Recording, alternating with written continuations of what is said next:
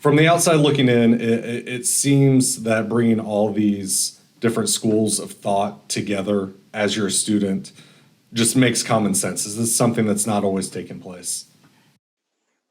Yeah, that's correct. We each have our own curricula, built on our own accreditation standards. And we all have very full curricula, as everybody will tell you. And early on, people thought there just was not room to make for interprofessional education. But it's so important that we have made room. Mm-hmm. Okay, so we absolutely need to do that, and I think one of the things that is very important that we do in a few of the anchors are where the students they can start to understand what each profession does, so that each profession can explain, hey, this is what I do, and they understand how they can help each other and how they can work together. So I think that communication across professions and the breaking of the misconceptions of what some person does or does not do is incredibly important. And you mentioned Anchor. For those that don't know, Anchor is a part of a Teach curriculum that we do with IU, which is an overall way of bringing all of the health professions together so they can learn to work as a team.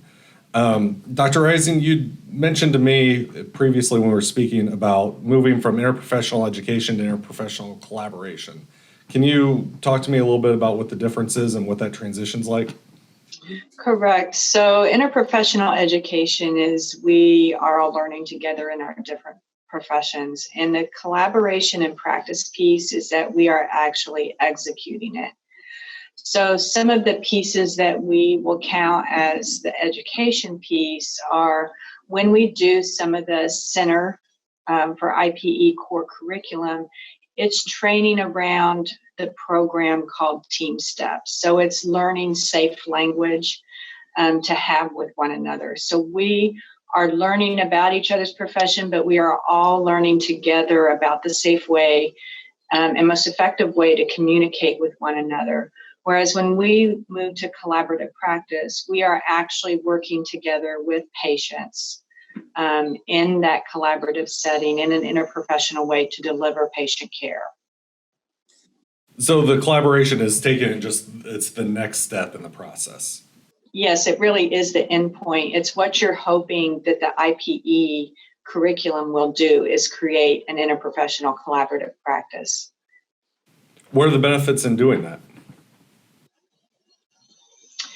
Well, so again, we are really just trying to focus on harnessing everybody's expertise to get the best care to the patient that's possible, because no one discipline is going to be able to offer the patient everything that they need. And as Dr. Johnston had indicated earlier, some people are more focused on an inpatient acute setting, while others have expertise in transitions and long-term care and home care and community settings. So we need the expertise of everybody to make sure that the patient has the best possible care in any setting in which they reside.